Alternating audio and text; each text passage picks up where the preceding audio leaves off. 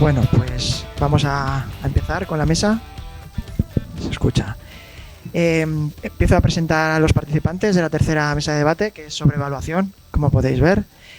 En la punta está Silvia Toscano. Ella es profesora de Economía en el centro que nos acoge, en el IES Martínez Montañés, desde el año 2000.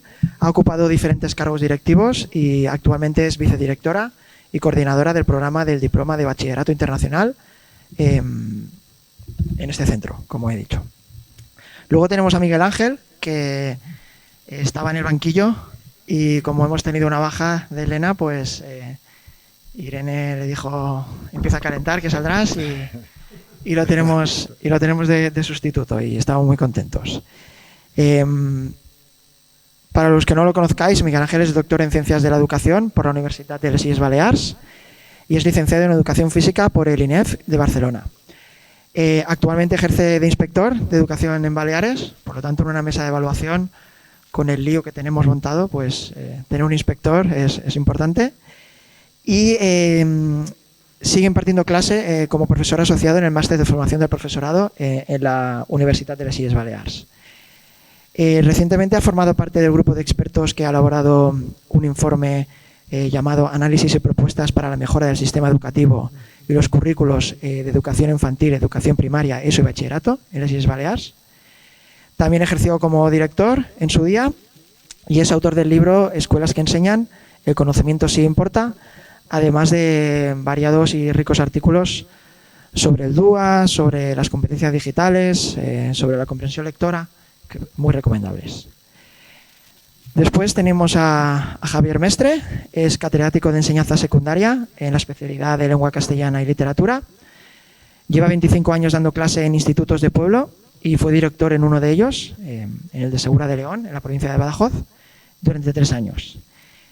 Es autor, junto con Carlos Fernández Liria, del ensayo Escuela y Libertad, argumentos para defender la enseñanza frente a políticas educativas y discursos pedagógicos demenciales. Tiene un capítulo en esa obra sobre evaluación, que es una joya, os lo recomiendo, y seguramente nos comentará alguna cosa en esta charla. Y finalmente tenemos a Antonio Iván Rodríguez, que ayer nos hizo una comunicación breve. Recuerdo un poco su biografía. Es maestro de educación primaria en la especialidad de educación física, máster de investigación e innovación en currículum y formación en la Universidad de Granada. Es entrenador y coordinador de baloncesto y ha sido ponente en talleres de formación con la temática de evaluación formativa y compartida, técnicas e instrumentos de evaluación en la Facultad de Ciencias de la Actividad Física y del Deporte de la Universidad de Granada. Pues bien, sin más dilación, voy a lanzar la primera pregunta. Son 2 o 3, pero están relacionadas, ¿vale? Y a ver quién se anima a coger el guante, ¿vale? Entonces, la pregunta es, ¿qué tiene de sensato la crítica a los exámenes para medir conocimientos que se hace desde determinados sectores pedagógicos? Relacionado con esto,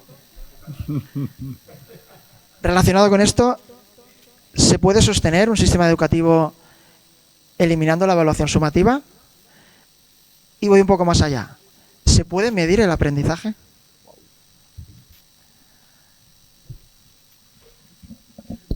Bueno, puedo empezar, ¿verdad? Sí, porque soy el autor de un trocito en el libro de Escuela y Libertad que se titula precisamente En defensa de los exámenes, así que pues y quería decir que un compañero me hizo ver que faltaba una cosa muy importante en la argumentación desarrollada ahí. Entonces voy a dar el argumento fundamental que desarrolla ahí y luego luego me di cuenta de que faltaba, que es más importante todavía. Cuando imponen la LOMLOE, muchas de las administraciones educativas, entre ellas la administración de la que soy empleado o funcionario, ¿no? La Junta de Castilla y León, en sus decretos empiezan a hablar de la obligatoriedad de utilizar distintos métodos de evaluación y empiezan a hablar de que tenemos que utilizar la autoevaluación, la heteroevaluación entre iguales y la observación. Y claro, esto está muy en consonancia con el espíritu de la nueva ley, pero también pues, a muchos profesores nos produce una enorme desazón, ¿no? Porque lo que tienen los exámenes fundamentalmente es que son objetivables y recurribles. O sea, un examen es un instrumento de evaluación que puede ser corregido por otro profesor o profesora y que puede ser recurrido por el alumno, se puede reclamar y que puede de algún modo medirse, ¿no?, el grado de justicia en la evaluación que implica la nota que el profe le ha puesto, ¿no? Entonces, el examen, de algún modo, es el colofón de la aspiración que tenemos en la escuela, que es siempre una aspiración, un objetivo, una mirada hacia adelante, que obviamente en la práctica siempre hay muchas dificultades, pero tenemos siempre por delante un objetivo de búsqueda de la objetividad. Y el examen, de algún modo, es el colofón de esta búsqueda de la objetividad, ¿no? Sin embargo, procedimientos como la observación no son impugnables. La observación no es objetivable, porque en la clase solo está el profe y los alumnos, ¿no? Y entramos ahí en un diálogo bastante feo, ¿no? Porque entonces estamos hablando de que o bien la palabra del profe es sagrada, o bien la conjunción de los alumnos pueden impugnar su trabajo, lo cual también es una pérdida de seguridad jurídica y de seguridad en el sistema en general de los estudiantes, pero también es una pérdida de seguridad del profesor o profesora. Entonces, la evaluación de conocimientos es realmente lo único que es objetivable. Por tanto, el examen es el colofón de la búsqueda de la objetividad, tiene que ver con la enseñanza de los conocimientos, ¿no? Y proporciona una seguridad jurídica necesaria para los estudiantes. Además, el examen tiene detrás una cuestión que es la valorización de los títulos. La idea de que todavía puede haber un pedazo de papel que, aunque sea un poquito, te saque de tu condición de proletario basura. Es decir, se critica mucho desde voces supuestamente progresistas la meritocracia, ¿no? Pero es que ojalá viviéramos en una sociedad más meritocrática, porque por lo menos tendríamos la posibilidad de los cambios en el escalafón social, ¿no? La posibilidad del ascenso social, ¿no? La posibilidad de trascender la determinación de clase, que cada día es más férrea para los niños y los jóvenes, ¿no? Y luego, yo me pongo así muy grandilocuente hablando de esto, pero vino un compañero y me dice, un compañero del sindicato al que yo pertenezco, yo estoy en el Sindicato de Trabajadores de la Enseñanza y él es una de las causas por las que estoy en ese sindicato. Este compañero, en una charla que dimos presentando el libro, dice, sí, pero yo querría añadir, es que si no hubiera exámenes no estudiarían. O sea, que los exámenes dicen la evaluación formativa. Sí, los exámenes. Es la evaluación más formativa, porque si no hubiera exámenes, muchos niños y niñas no estudiarían nada. Los exámenes son necesarios para que los niños y las niñas estudien. Y estudiar, ya lo habéis dicho aquí, las almorranas, decía alguien, ¿no? Son necesarias en el proceso. Vale. Por lo tanto, quedamos en que se puede medir el aprendizaje. Que yo vengo desde el banquillo y me da como... Bien, pues una buena pregunta, pero ¿qué es un examen, no?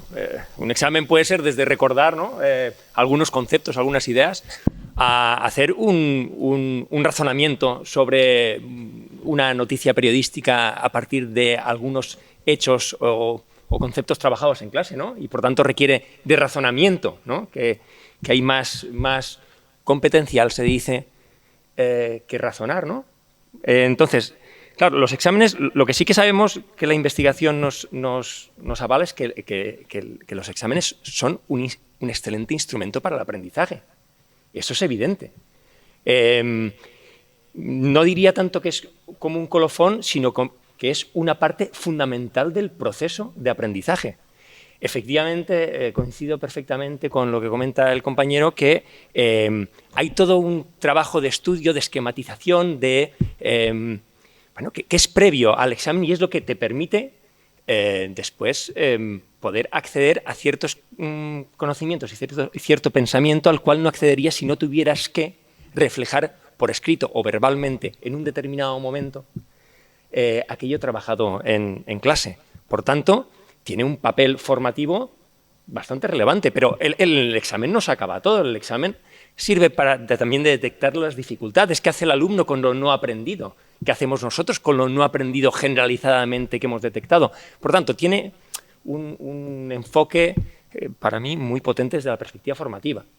Claro, el problema está en por qué se lanza la idea de no exámenes, que no está en ningún lado esto, no lo dice en ningún sitio, sí que habla de instrumentos variados, ¿no?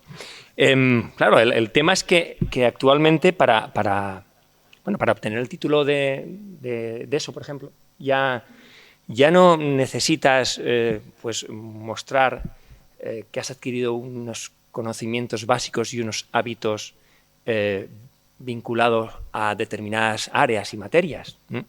Ya no es este el propósito. Ya no es el propósito mostrar que tienes un cierto dominio sobre esa cultura que compartimos como sociedad y que nos hace ser una democracia. Ya no es este punto, sino alcanzar ese perfil de salida del cual se ha hablado antes, que es de difícil descripción y que diría que recoge más las aspiraciones, ¿no? y los deseos de quien legisla, ¿no? Que realmente los conocimientos que como sociedad queremos que se comparta, que esto justamente es la cultura, ¿no? Claro, en el librete que os han pasado, de alguna forma he reflexionado sobre ello, ¿no? Y creo que Olga también lo ha comentado. Metido el perfil de salida, hemos metido una serie de elementos que no están en la LOMLOE, no están en la ley. Ni el perfil de salida, ni los descriptores operativos, ni las competencias específicas, ni las situaciones de aprendizaje. Nada de esto está en la LOMLOE. Nada. Os lo digo yo que soy inspector. Nada de esto está en la LOMLOE. Se recoge después, en un proceso de... Bueno, yo aquí me planteo, ostras, es que en el artículo 23 de la LOMLOE se establecen los objetivos, por ejemplo, de secundaria. Voy a la secundaria. Se establecen los objetivos de secundaria y se dicen cosas demasiado claras. Digo alguna. Bueno, porque al acabar la ESO, los alumnos deberían ser capaces de comprender y expresar con corrección, oralmente y por escrito, pues textos, mensajes complejos. Dice cosas como que deben consolidar hábitos de disciplina, de estudio y de trabajo. Esto lo decía el artículo 23. O que deben conocer, valorar y respetar aspectos básicos de la cultura. Es quizás demasiado claro. Claro, entonces, claro, eso son capacidades, o son, no sé, bueno, entonces tenemos que desarrollar todo un entramado en el cual no entraré porque esto nos llevaría para bastante más, un entramado evaluativo que lo que realmente, desde mi punto de vista, pienso que está haciendo es desorientarnos absolutamente en los procesos de evaluación del aprendizaje, desorientarnos. Entonces, claro, me pregunto si puede garantizarse, ¿no?, el derecho a la educación sobre un sistema que se basa en la incertidumbre, porque no sabemos realmente cuáles son las metas del aprendizaje, porque no están perfectamente definidas, no la hemos acordado. Bueno, y paso a los compañeros porque si no me alargo mucho. Bueno, si me permitís, sí. Esto es un tema que da para largo. Estoy con gente aquí muchísimo más formada que yo, pero es cierto que en los últimos años tengo experiencia sobre todo en el campo del deporte, menos en educación, pero sí he ido a estudiar a los que saben sobre evaluación. Y me gustaría, tengo casi más preguntas que respuestas, aunque también procuraré dar algunas, en este caso, relacionadas con la investigación educativa. Y yo quería lanzar aquí a la sala, y también, como les decía en el día de ayer, yo terminé la carrera hace 2 años, ¿a cuántos de ustedes les enseñaron a diseñar un examen o una prueba? Yo voy a responder, a mí no. Creo que esto es interesante porque partimos de la génesis. Es decir, si no tenemos esa formación, al final, ¿qué hacemos? O reproducimos lo que hicieron con nosotros, o nos buscamos la vida de manera autodidacta, buscando en documentos, en fuentes. Y hoy en día, pues con nuestra querida IA, ChatGPT, ¿no? Mucha gente, Gemini, ¿no? Pues, diséñame con esos famosos prompts, que no digo ni que sea ni mejor ni peor. Pero claro, yo es lo que me planteo. Y de hecho, a raíz de ahí, y permitirme también este espacio, ¿no? Tengo pensado incluso, con mi compañero Josep Messeller, nos vamos a atrever a hacer un webinar de cómo desarrollar pruebas, porque hay de mucho tipo. Miguel Ángel lo decía, prueba escrita, pero también son tipo test, respuesta de opción múltiple, bajo qué criterios restamos más, menos puntos, qué porcentaje. Claro, y aquí algo muy importante también a la hora de diseñar cualquier prueba, ya sea un examen, una prueba de cualquier tipo o usando diferentes instrumentos de evaluación, como pueden ser las famosas rúbricas, checklists, etcétera. Claro, ahí entra también el conocimiento, la experiencia, la capacidad que sea esa persona, ese profesional de la educación, de diseñar un buen instrumento de evaluación. Y voy terminando un poco. Hablaba hace un momento con los compañeros, con Esteban, Antonio y compañía. Nosotros somos del área de educación física. Y claro, yo vengo del deporte y yo les decía, a ver, yo afortunadamente como entrenador, más allá no tengo que poner notas, ¿no? Pues tú, Lucía, has sacado un 8, ¿no? Un 9, un 7, lo que sea. Pero sí es cierto que tenemos procesos en el que el feedback es muy importante. Feedback efectivo, hacia la tarea, que vamos guiando. Evidentemente, bajo esos criterios que estén bien establecidos, nosotros vamos tomando decisiones. También adelanto que muchas veces las familias pues, no están de acuerdo si el niño juega más o menos, porque, bueno, eso son cosas que ocurren en ese contexto. Sin embargo, para ir terminando, también quería abrir el melón, y está también aquí Miguel Ángel, que bien conoce el currículum, sobre los criterios de evaluación. Ahora, yo en la formación que tuve en la facultad, yo le planteé al alumnado de tercer curso, ¿no? Yo les ponía un criterio, digo, observar. ¿Qué observación, qué información nos da? Claro, algunos son... Esto tendrá sus diferentes perspectivas, entiendo. Pero si describimos, entiendo yo, ese criterio de evaluación, suelen ser muy amplios, ¿no? Participar en proyectos motrices o motores de manera individual, colectiva, a través de... Claro, eso te da un margen, te da una horquilla muy amplia para incluir ahí no sé cuántas actividades. Que, insisto, esto tendrá diferentes interpretaciones. Yo lanzo también esta cuestión en cuanto a cómo están desarrollados. Claro, quizá al principio para la gente que empieza y dirá, ostras, bueno, ¿y esto cómo lo concretamos? ¿No? Pues hay gente que dice diseccionar, ¿no? Y a partir de ahí pues intentamos extraer los objetivos de aprendizaje y concretar esos criterios que compartimos con el alumnado para que tengan claro qué es lo que esperamos de ellos y que esto no sea, ¿no? Que cada uno luego ya sorpresa qué es lo que ha pasado. Entonces, para finalizar un poco, ¿no? Criterios de evaluación, cómo están desarrollados y, en segundo lugar, la formación inicial que recibimos, futuras maestras, en cuanto a esa prueba que coincido, porque me parece un ejercicio brutal, tanto sea oral como escrito, de desarrollar aquellos contenidos que en este caso el profesor haya desarrollado, y también es una manera, por supuesto, de mejorar no solamente la expresión.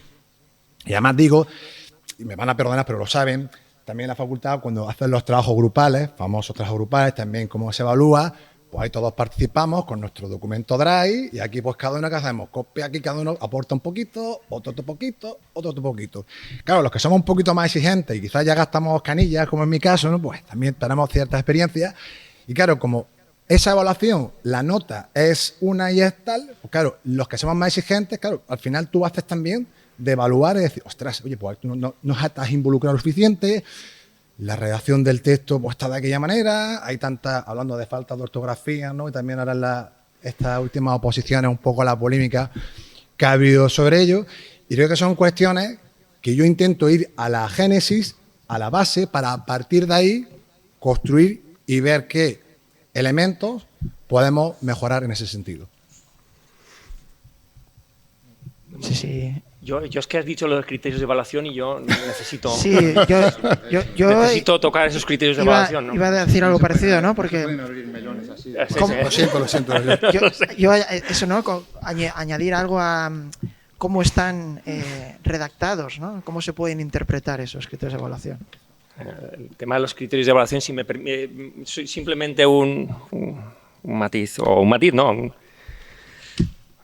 Has comentado diseñar un buen instrumento de evaluación. ¿Para evaluar qué? El problema está en que los aprendizajes que queremos evaluar no están bien definidos y son absolutamente, abstractos, difusos, cosas que no podemos evaluar porque nos tendríamos que ir fuera a buscar a ver si su estilo de vida es activo y come bien en casa, es decir, que no dependen del niño o de la niña, sino del contexto, cosas que no controlan ni ellos, que hay varios, hay bastantes en educación física, tenemos unos cuantos. Bastantes, sí. Bastantes. Claro, y muchísimos otros que fijaos fijaos la incoherencia, que es que no conseguiréis vincular ningún criterio de evaluación con un contenido. No lo conseguiréis. Esa relación es imposible. Es un artilugio perfecto para que el conocimiento, los contenidos, no queden reflejados en los criterios de evaluación. Y entra de una forma espectacular el tema de la educación emocional en forma de criterios de evaluación. Claro, dejadme, por favor, solamente leer uno. Aquí la mayoría creo que, no sé si la mayoría son de secundaria y también tenemos de primaria. Pero voy a leeros uno de primaria. Claro, los alumnos al final del primer ciclo deben ser capaces, y eso está en muchas áreas, de trabajar mostrando, os lo leo, trabajar en equipo activa y respetuosamente, comunicándose adecuadamente, respetando la diversidad del grupo, estableciendo relaciones saludables basadas en la igualdad, la resolución pacífica de conflictos. En segundo ciclo se añade que además valoren la diversidad. Y en tercer ciclo se añade que muestren empatía. Bueno, ¿cómo podemos los profesores evaluar estos matices? Esto para empezar, ¿no? Pero, ¿es la empatía evaluable? Claro, te haces muchas preguntas. ¿Una profesora o una maestra o un maestro poco empático puede valorar a un alumno empático? Y, por otro lado, teniendo en cuenta que en determinadas comunidades nos han hecho calificar los criterios de evaluación, que es madre mía, qué desorientación didáctica, ¿no?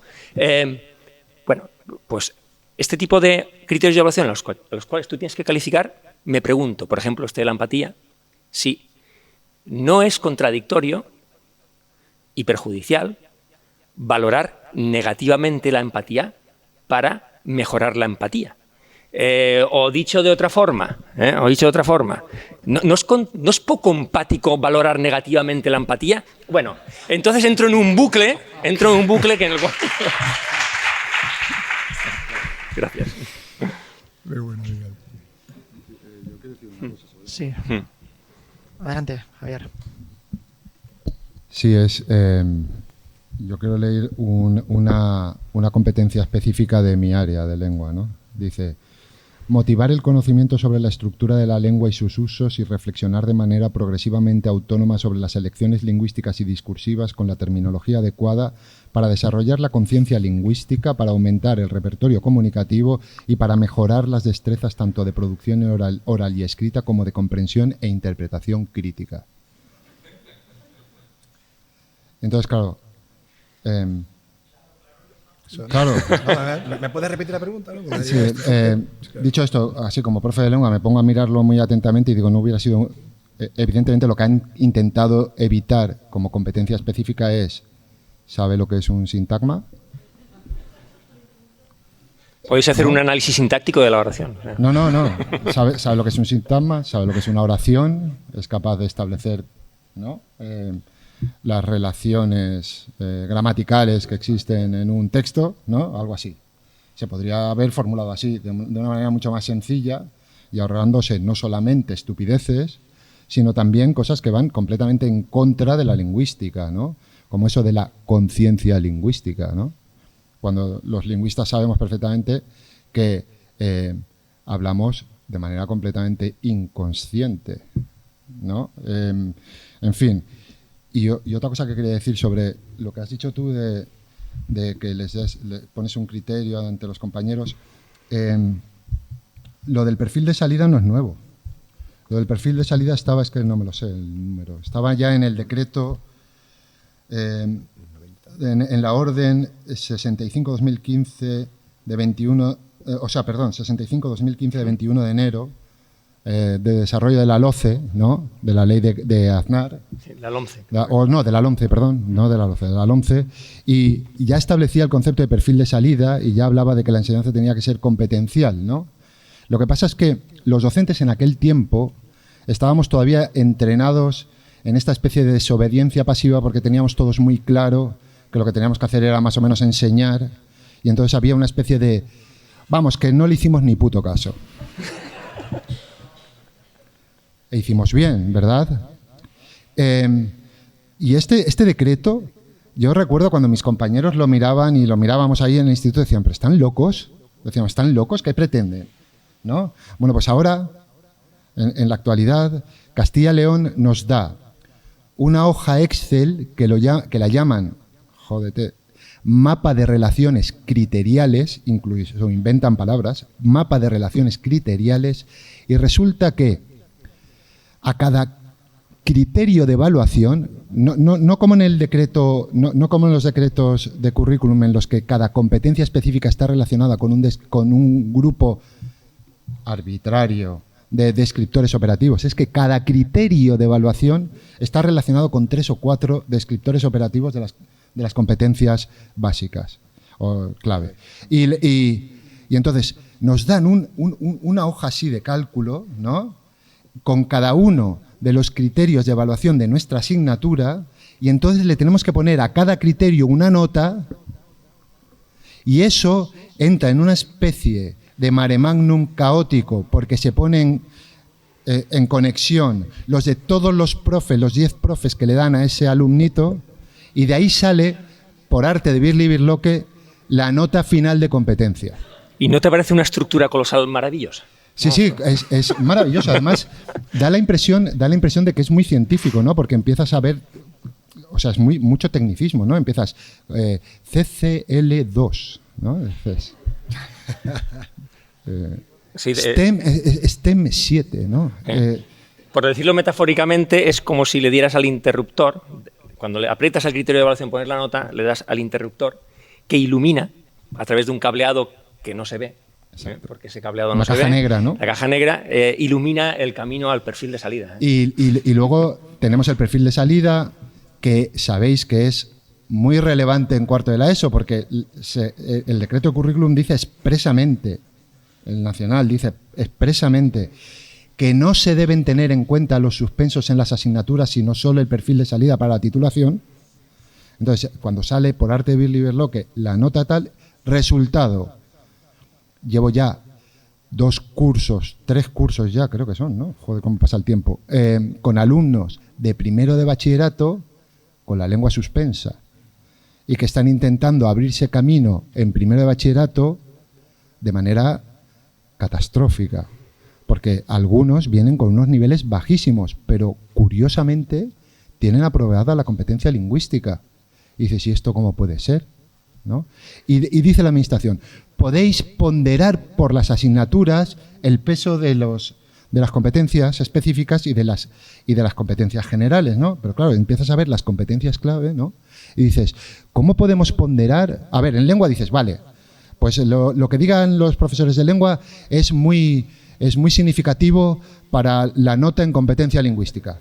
Vale, tiene un pase, ¿no? Y ahí meteríamos también, y esto es una ironía del destino, ¿no? Latín, lenguas extranjeras, ¿no? La competencia, esta otra competencia que han sacado, ¿no? De las lenguas extranjeras. Creo que no era esa la intención, pero puede valer. Pero, ¿qué hacemos con la filosofía? ¿Qué hacemos con la geografía e historia? Y luego, matemáticas, cuidado, matemáticas, física y química, biología, tecnología, todas estas asignaturas entran en una sola competencia. Y otra, economía.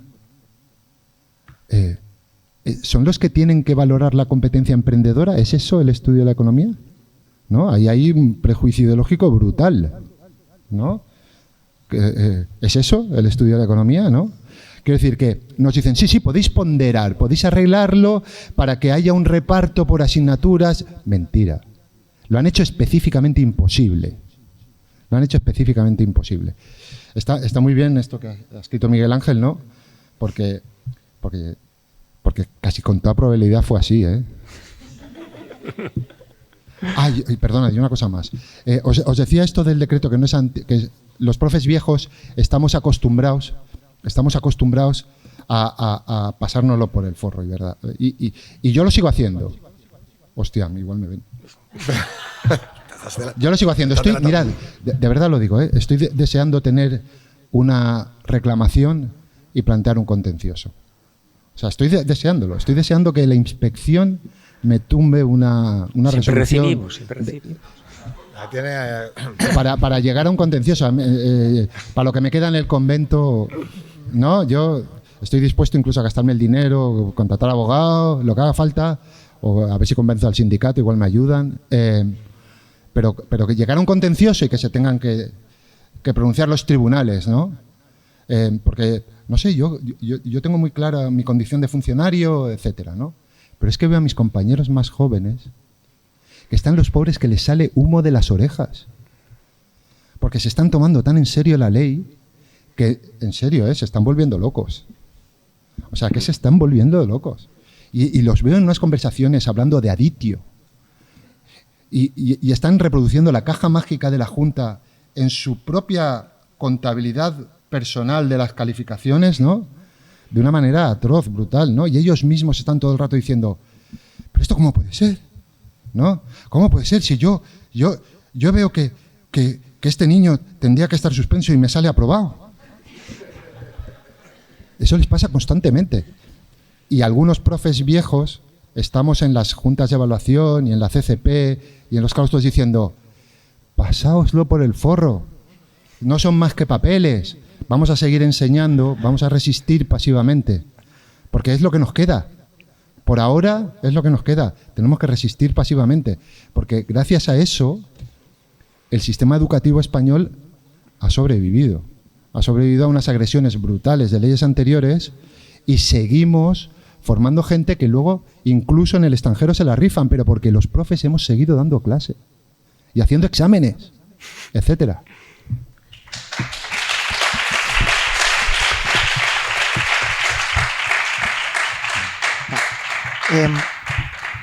Sí, viene muy a cuento de lo que habéis estado hablando. Voy a leer una cita, a ver qué os parece, y le daremos voz a Silvia. Es de Daisy Christodoulou, ¿vale? Es de un libro que se llama Making Good Progress, el futuro de la evaluación formativa. La traducción es mía, así que cualquier pedrada ya soy culpable. Dice, en la práctica, cualquier intento de cambiar el currículo o la pedagogía también requiere un cambio en la evaluación. A menudo, las declaraciones del currículo pueden ser vagas y susceptibles de ser interpretadas de muchas maneras diferentes. Es a través de la creación de sistemas de evaluaciones como se define su significado real. Entonces, la reflexión que lanzo a la mesa es, ¿estáis de acuerdo o no estáis de acuerdo? ¿Creéis que la evaluación es la que da el verdadero significado a un currículum y lo que marca su metodología? Y si es así, ¿qué tipo de enseñanza y de sistema educativo produce la evaluación competencial de la LOMLOE?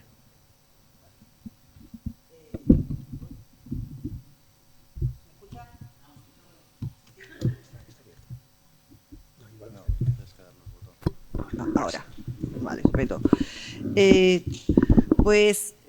Yo aquí estoy sentada realmente, debería estar más ahí que aquí, cuando os oigo hablar de los LOE, competencial, etcétera. Mi experiencia principal por la que Antonio me ofreció poder estar aquí es para hablar de un modelo de evaluación completamente diferente, que es el que se realiza en el diploma. Y en el diploma, el bachillerato internacional, ¿vale? Es un sistema muy desconocido, lo explico muy brevemente. La Organización del Bachillerato Internacional es una organización que existe a nivel mundial y ofrece una enseñanza a centros públicos o privados, que se adscriben a dichas enseñanzas, dirigidas a, principalmente, inicialmente estaba dirigida a alumnos que cambiaban de países y pudieran seguir sus estudios en diferentes países y no verse pues con el encorsetamiento que supone las leyes nacionales, que les dificultaban mucho poder pasar de un sistema educativo a otro. El bachillerato internacional, el diploma, el bachillerato internacional, que es lo que sería el bachillerato nuestro, el diploma, se encuentra entonces con una dificultad clara, y es cómo se evalúan a unos alumnos que estudian en cualquier instituto del mundo y cómo una organización consigue que todos los institutos hagan lo mismo. Entonces, su forma de evaluación, en resumidas cuentas, es formativa como sumativa, pero la formativa nos sirve al profesorado para entender si este alumno está preparándose para las pruebas. La evaluación que se realiza al alumno finalizados 2 años, consisten en 2 tipos de instrumentos. Unas pruebas escritas, exámenes, que son elaborados por la Organización del Bachillerato Internacional, se mandan a los centros, los alumnos lo hacen y se remiten a la Organización del Bachillerato Internacional, y es un profesorado encargado por la Organización del Bachillerato Internacional que los corrige. Además tiene que hacerlo de forma anónima, etcétera, con una serie de medidas, de garantías. Y luego hay un trabajo de investigación. Los alumnos nuestros del diploma hacen un trabajo de investigación que el profesorado corregimos, pero que a su vez corrigen también profesores nombrados por la Organización del Bachillerato Internacional. ¿Cómo conseguimos que toda esta evaluación del alumno sea objetiva, transparente y clara? Porque si no sería imposible hacerla. Pues evidentemente en todas las asignaturas hay unas guías en donde se indica claramente, no se habla de competencias clave, no se habla de competencias específicas, de descriptores, nada de eso. Las asignaturas tienen unos objetivos, esos objetivos tienen un grado de profundidad, lo que determina cómo se le va a preguntar al alumno en el examen. Dependiendo de ese grado de profundidad, se preguntará de una manera u otra. En esas guías se explican cuáles son los contenidos que se tienen que dar y se ponen ejemplos de cómo trabajar esos contenidos. Pero sobre todo, un instrumento que posiblemente a nosotros nos choque más, y los que empezamos a dar clases en bachillerato internacional nos choca más, es el trabajo de investigación. Todos los alumnos tienen que hacer un trabajo de investigación en cada una de las asignaturas que estudian. Para evaluar esos trabajos de investigación, lo que hay son unas rúbricas que están publicadas por la Organización del Bachillerato Internacional, que el alumno debe conocer obligatoriamente, que se trabaja con el alumno mientras que el alumno está haciendo el trabajo de investigación, se le explica en qué nivel de las rúbricas se encuentra y qué debe hacer para mejorarlas. Cuando el trabajo de investigación está corregido, se sube una muestra a la plataforma del Bachillerato Internacional con el comentario del profesor de exactamente estas son las rúbricas que le aplicaba al alumno por estas razones, y el Bachillerato Internacional decide si realmente la corrección se ha hecho correctamente o no, atendiendo a dichas rúbricas.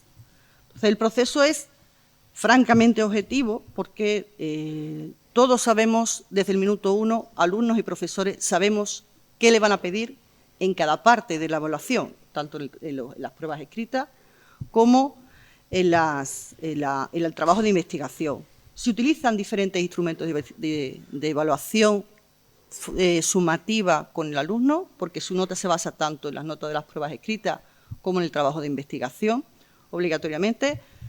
El proceso es muy transparente, el proceso es muy claro y principalmente casar esto, que es una de las dificultades que tenemos nosotros, el casar esto con la LOE, pues ya imaginaos, si llevar la LOE para adelante sola, con competencias, criterios y demás, si además tienes que añadir y casar con esto, la verdad es que nos supone verdaderos quebraderos de cabeza. Pero quienes damos clases en el Bachillerato Internacional, bueno, el diploma del Bachillerato Internacional, sí creemos que hay otra forma diferente de evaluación. Vemos que existe, vemos que se aplica. Es difícil para entender para los alumnos y para los padres al principio, muchísimo, porque no les rompe los esquemas con los que están acostumbrados anteriormente, pero el hecho de que todo sea tan transparente, tan claro, todo esté tan especificado, facilita la comunicación. No hay que decidir si se da a un alumno un punto por un tema u otro, no. Es que hay una guía claramente que te dice que si el alumno ha hecho esto tienes que darle tanta puntuación y si el alumno ha hecho esto otro es esta la puntuación que le corresponde. Entonces, haber dejado tan claro o tener tan claro cómo se evalúa facilita mucho el trabajo posterior de la evaluación. Que además el profesorado no lo hacemos, porque lo hace la organización del Bachillerato Internacional, ni siquiera el profesorado evaluamos a nuestros alumnos en la evaluación final. Si nos encargamos de la formativa para explicar al alumno cuál podría ser su resultado al final del proceso, pero nosotros no llevamos a cabo el final del proceso, nosotros no decidimos si el alumno aprueba o no aprueba las asignaturas, ni siquiera ni se titula. Aquí nos daría una mesa para hablar de las rúbricas, ¿eh? Sí. El apasionante mundo de las rúbricas, que son escalas descriptivas. Bueno, no inició es porque es una mesa entera para hablar de las rúbricas. En respuesta a tu pregunta solo me diré de dos cosas muy rápidas. La evaluación, desde mi punto de vista, es la base fundamental de la buena enseñanza. Totalmente. Es el elemento central. De hecho, no se puede enseñar sin una buena evaluación, que es constante, porque evaluar no significa poner notas. De hecho, la mayoría de cosas que hacemos en clase estamos evaluando sin poner nota. No estamos calificando. Cuando estás en clase e intentas que los alumnos evoquen aquello que hicimos la semana anterior respecto de la Revolución Francesa, estás evaluando. Estás evaluando porque estás recogiendo información para tomar buenas decisiones. Eso es evaluar. Recoger información para tomar buenas decisiones y asegurar que se vaya produciendo el aprendizaje. Esto es evaluar. Y por tanto, ¿por qué considero que es la base de un buen sistema educativo? Y por esa razón justamente fallamos en el nuestro, ya que, bueno, la razón sería la siguiente. Para llevar a cabo un buen proceso de evaluación hay que tener muy claro qué es lo que debe aprender el alumno. Y claro, si no tenemos claro los aprendizajes, la evaluación es absolutamente, bueno, no sé cómo llamarlo. Estamos en la incertidumbre, la desorientación de la que hemos hablado antes. La verdad es que cuando hablaba de la diferencia entre mis compañeros de hoy y lo que pasó en 2016, ¿no? con la LOMCE, sí que es verdad que teníamos a nuestro favor los profesores de aquel entonces que la administración no se había dado cuenta que para imponer la utopía competencial la piedra angular es la evaluación. O sea, la evaluación se ha convertido en el ariete con el cual están intentando derribar el sistema escolar y convertirlo en otra cosa.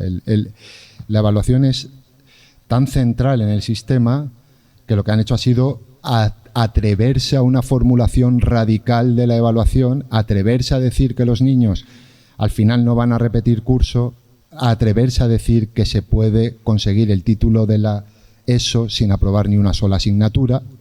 Cuando ya se atreven a decir eso en un real decreto, entonces es que están utilizando la evaluación para verdaderamente intentar ya, a tope de fuerza y con la bola de plomo, entrar en el bastión, romper lo que llaman la cultura del profesorado, ¿no?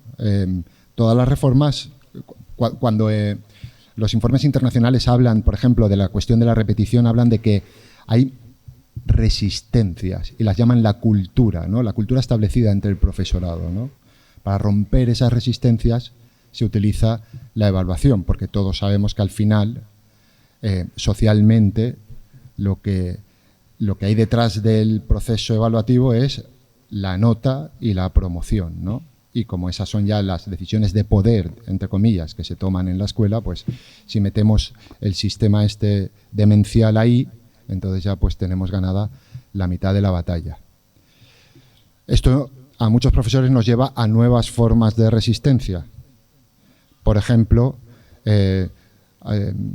una que llamamos la metralleta, ¿no? Si yo le he puesto un 7 en lengua, me importa un pepino el texto de los criterios de evaluación de la hoja Excel, ametrallo con el 7. ¿No? Esa es una estrategia de resistencia. La llamamos la metralleta, ¿no? Ya la administración se ha dado cuenta, entonces ya tenemos que disimular. Y entonces pues ponemos las notas a ojo para que la media por lo menos nos dé la nota, ¿no? Lo que no podemos hacer de ningún modo es que la nota nos la dé el guirigay de aditio, ¿vale? Se trata de evitar eso, y se trata de que la nota que saque el niño o la niña, el estudiante, sea una nota que el estudiante entienda, sepa que la ha sacado, se sienta seguro con ella, que sepa que tiene que ver con lo que ha hecho, que tiene que ver con lo que tú le has explicado que iba a ser el grado de exigencia, ¿no? La calificación final, porque es verdad que calificación y evaluación son dos cosas distintas, la calificación final tiene que responder a la seguridad que tú le has dado, porque el otro día vino el inspector de educación a decirnos que no podíamos tener criterios de calificación en la programación. Pero nosotros seguimos dando criterios de calificación, porque queremos que nuestros estudiantes sepan a qué atenerse. Y seguimos entendiendo que ahí estamos para enseñar algo. Yo muy rápidamente, por reforzar, me ha parecido muy interesante lo que ha dicho Silvia, también Miguel Ángel. Fíjate que hablando con los compañeros, ¿no? Un poco ese triángulo, ¿no? De dejar claro, en primer lugar, los objetivos, los contenidos. Si no somos claros, como yo también como entrenador o maestros, pues, ahí al final es una suerte de a ver lo que pasa aquí. Y luego también la distinción, como muy bien ha hecho aquí el compañero, entre calificación y evaluación.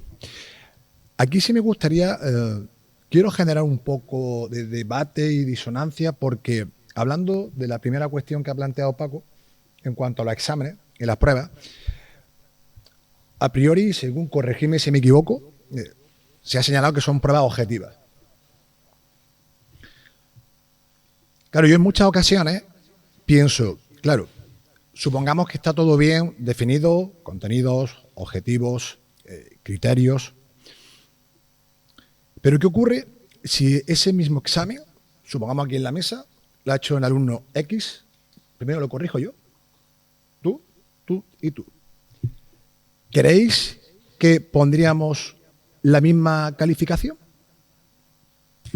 Dejo esa cuestión un poco a modo de reflexión, porque incluso en las oposiciones, hablo de Andalucía, aquí por lo menos dentro de, bueno, ya sabéis, de todas las cuestiones que siempre son susceptibles de mejora, y hablando de las rúbricas, pues también nos han dado una rúbrica. Claro, a mí me llama poderosamente la atención que dentro de los aspectos o de los descriptores que esa rúbrica contiene, dentro del tribunal, pues hay 5 personas. Y las 5 pues tienen que añadir una calificación. Claro, yo aquí me llama la atención, ¿no? Porque cuando tú ves una horquilla sobre un mismo criterio y uno te ha puesto un 9 y otro te ha puesto un 5, dices tú, caramba, o sea, 4 puntos de diferencia, se queda un poco exagerado, pero ocurre, aunque sea en pequeña o en pocas situaciones, como decía ayer, no quiero aquí parecer sensacionalista nada por el estilo, pero cuando algo sucede, por poco que sea, creo que hay que atenderlo, como mínimo. Entonces, claro, cuando yo veo eso es cuando me pregunto, evidentemente todo esto, no me voy a enrollar porque no hay tiempo, he leído mucho sobre muchas investigaciones al respecto, pero claro, sí quería plantear el hecho de eso, ¿no? Del examen o de la prueba como un instrumento o un producto de evaluación que solemos catalogar como objetivo, ¿no? La palabra de objetividad. Entonces, para terminar, ¿no? Quería un poco plantear, también aquí en la mesa y por supuesto aquí a todos los presentes, si realmente la prueba es el instrumento que presenta mayor objetividad a la hora de evaluar. A ver, yo creo que lo dije antes, es una aspiración de objetividad, ¿no? Quiero decir, hay conocimientos en los que la objetividad es más fácil, por ejemplo, determinados exámenes de mates, ¿no? La objetividad puede ser bastante potente, ¿no? Si está bien hecho o mal hecho el problema. Si está bien el resultado, ¿no? Está bien planteado, está bien el resultado. Incluso ahí podría haber discrepancias entre profesores, ¿no? Cuando yo hablo de objetividad con los exámenes es en el sentido de que miden conocimientos, que se intenta medir lo que se ha aprendido y se intenta medir lo que se ha aprendido a partir del concepto de contenidos, el grado de asimilación de los contenidos. Y hay siempre un amplio margen para la subjetividad del profesor. Pero por eso el examen lo que ofrece también es seguridad jurídica al alumno, es decir, existe la posibilidad de que pueda ser reclamado y de que pueda ser contrastada la corrección que hace un profesor con la de otro, para evitar que la inevitable subjetividad en la corrección se convierta en arbitrariedad. El problema es que hay otros métodos de evaluación que son directamente arbitrarios.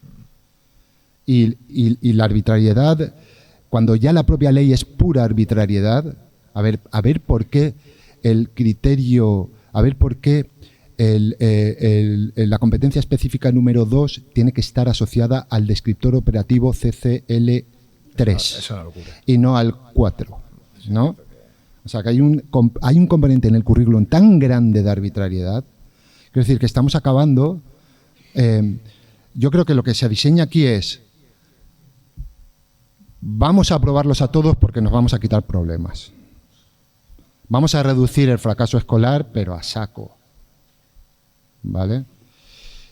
Y entonces, claro, los profes lo que intentamos es tratar con una cierta objetividad este proceso. Y la objetividad se basa en la objetividad que llamamos conocimiento, contenidos, ¿vale? Y quería decir otra cosa, pero se me ha olvidado.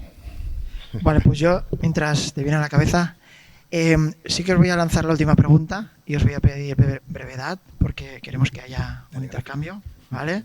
Del público. Dale, Javi. Sí, tengo una hermana que es profesora de economía y matemáticas y tal en un cole. Tengo una hermana que es profesora de bachillerato internacional en un colegio y además es la coordinadora del programa, y he hablado con ella a veces de este asunto de los trabajos y tal. Y quería aclarar una cosa: el organismo del bachillerato internacional es un organismo privado, es un organismo privado sin ánimo de lucro, con sede en Suiza, pero es privado, no es estatal. Quiero que se sepa esto. Y en segundo lugar, yo quería preguntar ¿qué medidas estáis tomando con la inteligencia artificial? Porque yo estoy viendo que la inteligencia artificial hace unos trabajos de investigación de puta madre. ¿Me lo dice? Es terrible. Sí. Supongo que es una pregunta retórica, ¿no? No, lo estoy preguntando en serio. ¿Qué medidas toman? O sea, ¿qué medidas están tomando en el bachillerato internacional? Se lo podemos preguntar a ChatGPT, que nos responda a la pregunta. No, en serio. Yo, por ejemplo, en mi asignatura ya no les pido que me presenten trabajos hechos en casa. Ya todas las disertaciones, redacciones, etcétera, y esto es en detrimento, desgraciadamente, de poder hablar y trabajar contenidos en clase. Pero no tenemos más remedio que los trabajos evaluables se tengan que hacer en clase y con los dispositivos electrónicos desaparecidos, como obliga el reglamento.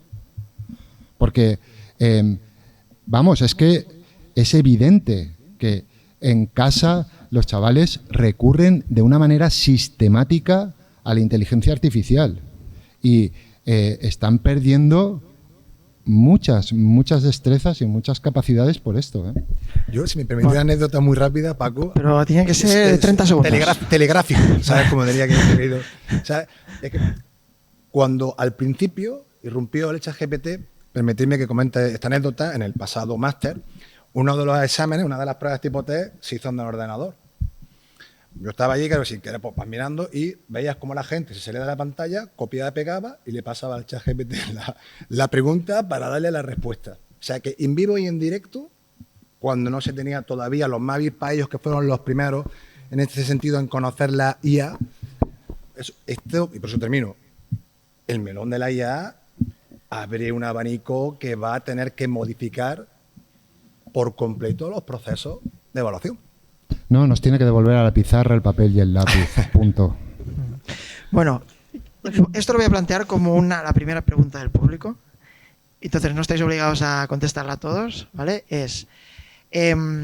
Oficialmente, ¿no? Desde instancias políticas se congratulan de que el sistema educativo va perfecto porque cada vez hay menos repetidores, cada vez hay más promociones, cada vez hay más titulaciones pero ya hemos comentado, ¿no? Toda la realidad que hay detrás de eso, ¿no? Entonces, hay personas, entre las que yo me encuentro, que creemos que establecer unas reválidas, una cosa muy, muy, muy mala para muchas personas, podrían arreglar de alguna manera la situación, ¿no? Porque te darían una brújula hacia la que tienes que llegar al final de cada 2 años, cada 3 años, no lo sé, se podría montar de diversas maneras, ¿no? Entonces la pregunta es directa. ¿Qué pensáis de esas reválidas? Y luego ya dejo al público que pregunte. Silvia. Es que contestar esa pregunta. Mucho, Silvia. ¿Yo? Sí, claro. Bueno, tenía que decir algo sobre cuestiones previas, pero bueno, ya sí, eso lo hablaré con Javier a solas. Más tranquilamente. Tomando café. Con respecto a la reválida, experiencia como ya he comentado, nuestros alumnos del bachillerato internacional son evaluados por la organización del bachillerato internacional. Al finalizar, ellos hacen la misma asignatura durante los 2 años, porque adquieren un nivel de conocimiento bastante profundo sobre las mismas, y ellos hacen el examen finalizado el 2.º año.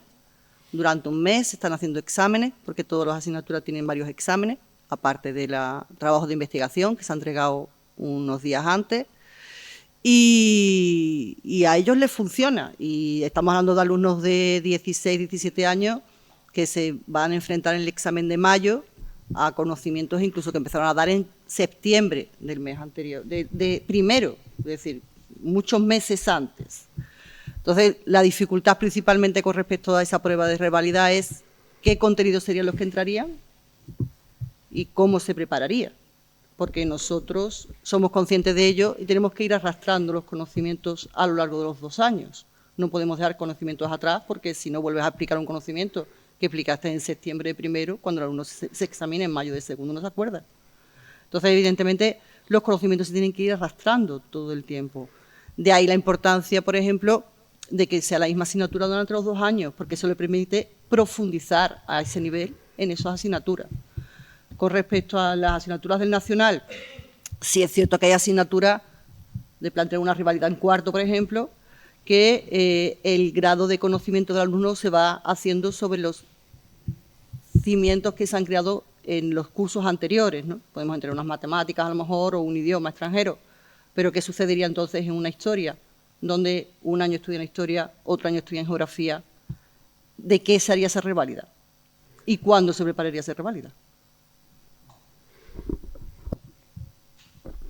¿Y quién? Prepararía. Claro, porque a veces tenemos...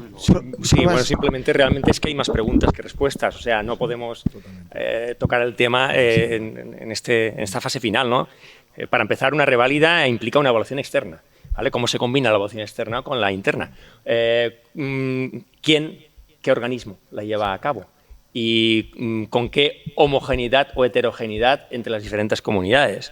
No hace falta hablar de las pruebas de acceso a la universidad a este respecto, ¿no? ¿Cuáles son las consecuencias? ¿Cuándo y cómo? Es decir, son muchos interrogantes los que nos tenemos que plantear antes de poder alcanzar alguna conclusión, ¿no? Yo no me atrevo a darla si no es reflexionando sobre todos estos elementos.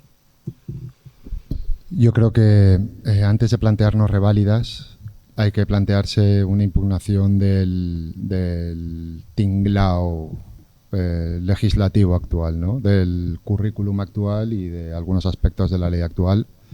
Creo que antes de la reválida hay que hablar de, lo siento por, bueno, ahora no está Carlos Javier, de la cuestión de la concertada, el sistema público, ¿no? Realmente podemos seguir tolerando que se financia centros privados con fondos públicos, ¿no? Ese es un debate mucho más importante, creo. La cuestión de arreglar un poco el currículum, de hacer un currículum que sea un currículum de contenidos y mínimamente sensato para una enseñanza basada en contenidos, ¿no? Y cuando ya tengamos todo eso, entonces ya nos podemos plantear cuestiones. Pero sí que, aparte de que la PAU tiene este sesgo de las comunidades autónomas, que es un melón terrible que abrir y que para algunos alumnos resulta trágico, como mis propios alumnos, que son de Castilla y León, que tienen una de las PAUs más difíciles de España. Y que tengo una alumna, por ejemplo, una exalumna, que está estudiando, se puso a estudiar química, pero ella quería estudiar medicina. Y tiene que explicar conceptos a los estudiantes que sí que pudieron estudiar medicina que venían de Canarias. ¿Me explico? O sea, quiero decir que es un sesgo que muchas veces diciendo, no, es que tienen menos renta, tienen menos oportunidades, vamos a compensar así. Es una forma horrible de compensar, eso no funciona bien. Además de esta cuestión de la PAU, yo quiero decir que a mí realmente me irrita mucho, con el artículo 20 de la Constitución en la mano, ese que habla de la libertad de cátedra, me irrita mucho tener que orientar mis contenidos de segundo de bachillerato a la PAU. Eso es una cosa que yo me retrotraigo a las reivindicaciones cuando estábamos en la famosa... ¿Os acordáis de algunos viejos como yo de la manifestación del cojo manteca ahí delante del Ministerio de Educación, ¿no? Ahí lo que decíamos era el hijo del obrero a la universidad, no a la selectividad, ¿no? Decíamos, queremos estudiar esto, dejadnos estudiar esto. ¿Que hace falta invertir más? Pues invierte más. Lo que no puede ser es que con el numerus clausus nos pongáis a competir entre nosotros para luego una universidad pública cicatera en el gasto. Y encima, hoy en día vemos que faltan médicos, que faltan ingenieros, que faltan profesionales. Es que no estamos encontrando profes de matemáticas. Y es que resulta que para estudiar matemáticas hay que sacar casi un 10. O sea, un 14 casi, un 13, no sé cuántos en muchas universidades, ¿no? Entonces, orientar los cursos a aprobar un examen es muy peligroso para la libertad de cátedra, para un aspecto muy importante de la enseñanza que también es las orientaciones del profesor, la pluralidad del profesorado de la enseñanza pública. Que eso es también un factor muy importante a tener en cuenta. Por eso la reválida le venía tan bien al Partido Popular cuando hicieron la famosa LOMCE, que fue la sociedad al unísono, impugnó esto y no tuvieron más remedio que comérsela.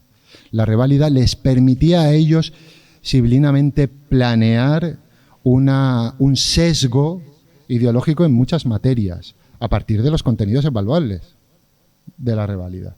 Por eso lo considero algo que hay que planteárselo quizás muy a posteriori y hay prioridades mucho más importantes. Muchas gracias. Abrimos para el público. Sí que pido, por favor, preguntas breves y, compañeros, respuestas breves también. Así podrán participar más personas. Muchas gracias. La pregunta que yo quería hacer era para la mesa de antes, pero como ahora se ha hablado de contenidos, de examen, de cómo evaluar y de para qué enseñamos, pues la voy a hacer igualmente. Y es que me da la sensación de que estamos ante una dicotomía, ¿eh? Aquí estamos casi todos de acuerdo en la importancia de los contenidos, del esfuerzo.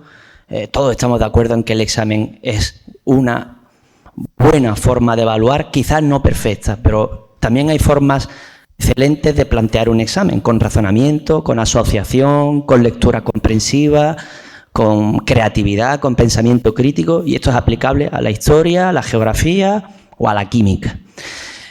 Pero bueno, ¿para qué enseñar, no? Estamos también de acuerdo en que esos contenidos universales son útiles para la vida y son un mecanismo de ascensor social, ¿no? Claro, ¿qué ocurre? Que hay otra visión, que es la que se está imponiendo, esta visión competencial, esta visión de, no, esto tiene que estar realmente adaptado a los intereses del alumnado, a su cotidianidad, a su ámbito más cercano, o sea, a sus intereses de clase. Entonces, esto conecta con el capital cultural, esto conecta con ese concepto de Paulo Freire de la educación bancaria. Supongo que casi todos aquí estamos familiarizados con ello. Yo no tengo mucha teoría pedagógica, pero este concepto sí me interesa mucho, porque yo creo que, con todo mi respeto a Paulo Freire, este concepto podría ser refutado. Eso de que al alumno le llenamos su cerebro a la fuerza, impositivamente, con conocimientos, con contenidos. Esos conocimientos, según esa visión, no responden a sus intereses.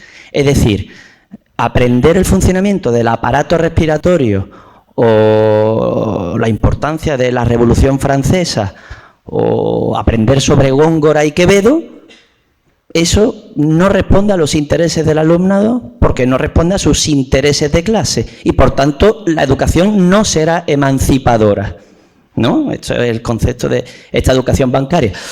Entonces, a mí me gustaría que, si es posible, los que antes han estado en la mesa de debate y los que están ahora, cuyas intervenciones también me han interesado muchísimo, nos diesen claves de cómo refutar esa visión del conocimiento, que al fin y al cabo es el fondo de todo este congreso, ¿no? Gracias. Si me permitís, seré muy breve. Gracias por la reflexión. Lo voy a decir muy claro. No hay mayor discriminación que partir del interés del alumno. No hay mayor discriminación que partir del interés del alumno porque no son los mismos los intereses de un alumno de un contexto pobre que de un contexto rico culturalmente. Eso no quita que nosotros seamos capaces como docentes de conectar lo que queremos que aprendan con sus intereses. Es diferente, porque si no abrimos nuevas puertas de conocimiento a alumnos que por ellos solos no las abrirían, si eso la escuela no lo hace, ¿quién lo hará? ¿Quién lo hará? Entonces, yo una pregunta que me lanzo y es ¿por qué queremos privar? Queremos, no nosotros, ¿no? Porque si no, no estaríamos aquí, pero sí quien idea todo esto, ¿no? ¿Por qué queremos privar a los estudiantes de la cultura que nosotros sí tenemos? Es una pregunta que me planteo, porque los que lo hacen sí que la tienen. Ahí, déjala ahí. Con todos mis respetos a Pablo Freire, pero últimamente empieza a estar un poco hasta el gorro ya. Sí. A ver, el concepto de enseñanza bancaria, y es que yo me pasé la adolescencia pasando 6 horas sentado en un pupitre, ¿verdad? Y yo sé que eso es una experiencia, pues, dura, entre comillas, ¿verdad? Yo sé pero yo también sé que desde hace muchísimo tiempo sabemos que construir un lector, como diría Marianne Wolf, ¿no? es un conjunto de acciones contra el cerebro. Es decir, el proceso de convertirse en una persona iniciada en la cultura ilustrada es un proceso que exige ciertos sacrificios. Y por otro lado también sé que vivimos en una sociedad que, si quiere verdaderamente ser una sociedad democrática y una sociedad en la que el debate público, como decía antes Carlos Javier, ¿no?, sea una sociedad en la que el debate sea un debate en el que haya un mínimo de elemento de objetividad y que no sea un mero ruido de opiniones disparatadas, ¿no? Necesitamos, alguien decía por ahí, tenemos como ciudadanos el deber de estar suficientemente formados en la cultura ilustrada. Porque si no, ¿qué clase de sociedad democrática vamos a constituir? Por lo tanto, claro, estamos metiendo a los niños y niñas en un conjunto de obligaciones, pero es que son obligaciones vitales para poder tener una sociedad mínimamente vivible, mínimamente democrática, ¿no? Y por otro lado, siempre en todos estos planteamientos yo creo que hay una confusión muy grande respecto del papel de la escuela desde la izquierda. Creo que la escuela no va a traer la igualdad a la sociedad. La escuela no va a traer la igualdad a la sociedad. Incluso puedo repetir otra vez, la escuela no va a traer la igualdad a la sociedad. No puede, está fuera. Vamos, por Dios, ¿no? Hay algunos compañeros pedagogos muy de izquierdas que están hablando de educación antifascista, por ejemplo, ¿no? Digo, pero vamos a ver, alma de cántaro, ¿qué educación antifascista? Lo que necesitamos es que el servicio público de educación sobreviva. De momento tenemos que hacer que la escuela sobreviva, porque es un milagro en esta sociedad capitalista brutal. Se hablaba antes de la relación entre la sociedad y la escuela. La escuela está en medio de la ciudad, sí, pero afortunadamente es un lugar que está más en el deber ser de la sociedad que en la sociedad misma, porque es una sociedad de mierda. Entonces, la escuela tiene que tener esa función de sacarnos a todos un poco de la sociedad y de toda esta mierda de mundo para intentar, en el mundo de la objetividad, ¿no?, construir. Claro, eso implica estudio, esfuerzo. Y, claro, uno acaba teniendo que estar a favor del banco. El banco en el que afortunadamente se sentaban horas y horas hasta que les sangraban los dedos los monjes que copiaban manuscritos. Démosles las gracias, porque si no, no tendríamos a Aristóteles. Es decir, es mucho sacrificio, son muchas almorranas, pero es necesario que ese sacrificio esté al alcance de todos. Y además me parece muy bien que sea obligatorio hasta cierta edad. Porque, aunque sí que es verdad que esa obligatoriedad va a ser impotente ante la brutalidad del mundo exterior que ingresa en la escuela a través de alumnos que tienen serias dificultades por las condiciones sociales, psicológicas, familiares, etcétera, en las que están, ¿no?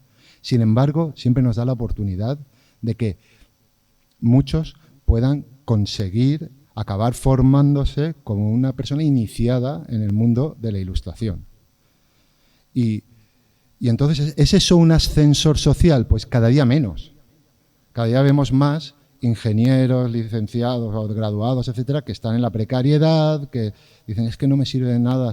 No, pero por lo menos estamos formando la posibilidad de una ciudadanía, aunque sea futura, y la posibilidad de que en algún momento pueda surgir una impugnación general en la sociedad, un sistema socioeconómico brutal. Ya.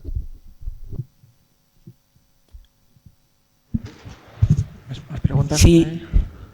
Sí, bueno, yo... han sido muy sugerentes, se podría hablar de la objetividad, del tema de la IA, pero yo quería plantear un tema que a mí me parece que en las jornadas ha salido poco, ¿no? Y con la evaluación para mí ha sido, bueno, pues clara. Si la evaluación nos da información para retomar el aprendizaje, se decía en algún momento, es decir, para mejorar, ¿qué hacemos? ¿Qué alternativas hay? ¿Qué hacemos con esos alumnos que no aprueban? Con las pruebas objetivas o no objetivas, o me da igual en este caso, ¿vale? Tanto en esos, vamos a llamarle, para que nos entendamos, suspensos puntuales como suspensos generalizados. ¿Qué hacemos con esos alumnos en una educación que es para todos, ¿no? O estamos escupiendo de alguna manera a cierto alumno. ¿Qué hacemos con ellos? Contesto yo. Es que desde mi punto de vista, para mí una evaluación, como puede ser el examen que hemos hablado antes, que puede implicar efectivamente razonamiento, no tiene por qué ser un carácter simplemente recordatorio de cosas. No es un punto de llegada, es un punto de partida. Es un punto de partida. Porque cuando tú vas realizando determinadas evaluaciones te permite identificar cuáles son las dificultades y que el alumno también las conozca. Es a partir de esas evaluaciones que podemos ayudar a aquellos alumnos que, que tienen unas mayores dificultades porque las hemos podido detectar. Si no evaluamos con una cierta aspiración de objetividad, no lo podemos reconocer esto. Es decir, vamos a ciegas. Sabemos que hay unas dificultades, pero no sabemos cuáles son. De forma que la no evaluación con aspiración objetiva es un ir a ciegas y darnos una castaña contra la primera curva que viene. Porque no podemos reconocer esto y no tenemos capacidad de actuar. Para actuar estoy completamente, aquí supongo, no, ha salido en algún momento en unas aulas tan diversas, que se ha comentado antes, tenemos una necesidad de recursos, eso es impepinable. Eso es impepinable. Hacemos lo que podemos. ¿Qué hacemos lo que podemos? Que no es mucho, pero hacemos lo que podemos. O sea, que hay muchos profes y hacemos lo que podemos, ¿verdad? Lo intentamos. Pero tampoco nos podemos permitir que porque haya un problema de muchos alumnos, que muchas veces es un problema social, no podemos permitir que se devalúe el conocimiento y el contenido en las escuelas. Que ese es el problema. Quiero decir, no podemos hacer como hace el gobierno. Mejorar los resultados quitando dificultad y quitando conocimiento. Porque eso lo que haces es, luces unas maravillosas estadísticas, pero en realidad lo has jodido todo. Entonces, claro, cuando suspendemos alumnos, estamos manteniendo viva la escuela. O sea, estamos haciendo una cosa que queda muy mal, que es muy fea, pero es que no queda otra. Desde la impotencia que da ser un profe, porque no podemos atacar muchos de los problemas estructurales que están detrás de ese suspenso. Y yo, si me permitís, por incluir más datos, la pregunta es muy buena y imagino que cualquier profesor o profesora, cuando tiene un caso como el presente, duele. A nadie le gusta ver quién se queda atrás. Lo comentaba muy bien, hay muchas otras variables socioeconómicas, del entorno, de la familia, que también influyen. Entonces, en muchas ocasiones, sobre todo aquellas personas que somos muy autoexigentes y no queremos dejar, evidentemente, a nadie atrás, es algo que creo que los datos también muchas veces lo dan y creo que puede ser una variable también muchas veces de la frustración del profesorado, de problemas, se encuentran a nivel emocional, ahí están los datos, 40 y tantos %. Uf, yo cuando leo esas cifras digo, caramba, ¿qué está pasando? Y eso tiene que hacernos reflexionar. Entonces, llegamos hasta donde llegamos. Y me imagino que muchos de ustedes también conocerán, Miguel Ángel también lo decía, la evaluación diagnóstica. Para mí eso es clave, ¿no? Intentar anticiparse, ver qué dificultades tiene, porque cuanto antes seamos capaces de detectarlas, no es que consigamos el 100%, me lo llevo al baloncesto, de lanzamiento de tiros libres, pero vamos a intentar acercarnos al mayor porcentaje posible para intentar implementar las medidas que sean más eficaces con ese tipo de alumnado. Y en muchas ocasiones también, en esos procesos de evaluación o de feedback, y esto me lo llevo yo de baloncesto y quiero compartirlo súper rápido, que muchos de ustedes quizás lo conozcan. Yo distingo entre fallo y error. El fallo parte, hablando de conocimiento, vamos a ser claros, porque no ha estudiado, no ha mirado nada, entonces si no tienes ese conocimiento es muy difícil que tú puedas dar respuesta a una prueba, sea del tipo que sea. Y luego tenemos el error, que el error puede surgir por muchas otras cuestiones. Primero, y hablando de pruebas, porque esa prueba quizá no haya estado bien diseñada, quizás las preguntas son un tanto ambiguas, no se entienden bien, o por el contrario, el alumnado todavía le falta esa competencia, por llamarla de alguna manera, o esa capacidad de comprender la pregunta. Y eso pasa particular y especialmente también del área de matemáticas y también de lengua. Entonces, claro, la cuestión es, como todo en educación, reviste de una complejidad colosal. Pero entiendo que dentro de nuestra clase, cada uno creo que intenta vaciarse. Yo siempre decía como entrenador, yo me vacío. Hay días mejores, días peores, hay circunstancias absolutamente complicadas y ya sabemos, hay centros de difícil desempeño en las zonas en las que en muchas ocasiones, y esto yo lo he hablado porque a ver, yo en mi canal llevo 3 años divulgando y he hablado ya con más de 100 personas, aparte que soy una persona curiosa, y cuando voy a cualquier sitio pregunto siempre a la gente, me sale este instinto un poco de reportero, para también yo tener esa información y también permitirme construir un criterio lo más sólido y riguroso posible. Por lo tanto, como siempre se dirá en educación, quien dé recetas mágicas, ponerlas en cuarentena y, como decía, intentar cada uno dentro de sus posibilidades o hacerlo de la mejor manera posible. Es una última pregunta. Sí, hola. Muy breve, por favor. Completamente de acuerdo con lo que habéis dicho, completamente de acuerdo. Y soy el delegado de APIA en Sevilla, así que todas las semanas me llegan, no os imagináis la cantidad de personas que está de acuerdo con todo lo que decís. Pero yo me gustaría terminar esto de otra forma, porque me ha sonado todo bastante pesimista. Y os quería preguntar, soluciones, ¿qué hacemos? ¿Qué les digo a mis asociados? ¿Qué hacemos? ¿Cómo arreglamos esto? ¿Y el futuro? ¿Cómo lo veis? Nos tenemos que ir de aquí, seguir enseñando, esto para empezar. La historia es cíclica. Es cíclica, ya lo sabemos, por eso estudiamos historia, ¿no? También la historia de la pedagogía es cíclica, Esto que está ocurriendo aquí ya ha ocurrido. Ya ha ocurrido años 20, años 30, Estados Unidos.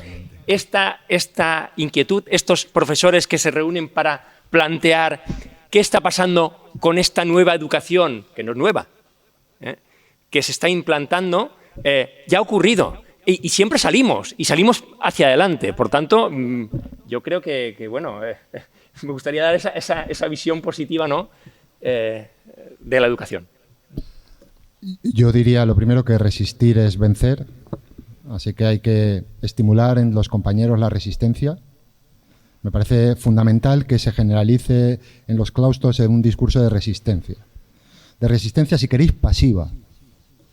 De no te preocupes, eres funcionaria, eres funcionario, que te diga el inspector lo que tenga que hacer, lo que tienes que hacer. Y dale con el inspector. Que te diga el inspector, ¿no? Te venga el inspector, te mira a los ojos y te diga, ¿qué es lo que tengo que hacer aquí? Ah, que tengo que hacer esto, vale. Y entonces haces por escrito lo que te haya dicho y sigues dando clase. Que venga tu clase, que venga la clase de todos. Es imposible. La inspección educativa se queda en los papeles, entre otras cosas, porque son muy pocos y está muy mal planteado el servicio. Gracias.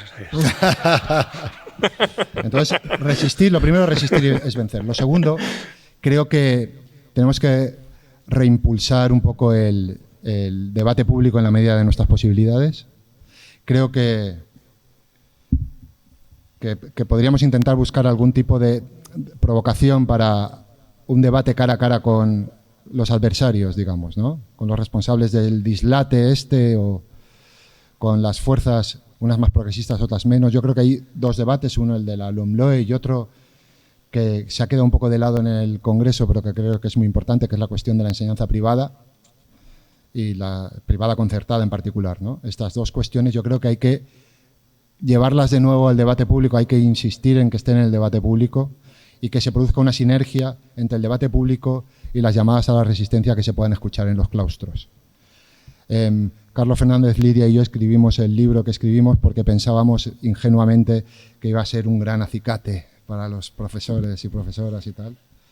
No basta con hacer libros, tenemos que hacerlo en los claustros, hablando con nuestros compañeros, en el trabajo de las asociaciones y en nuestra práctica cotidiana.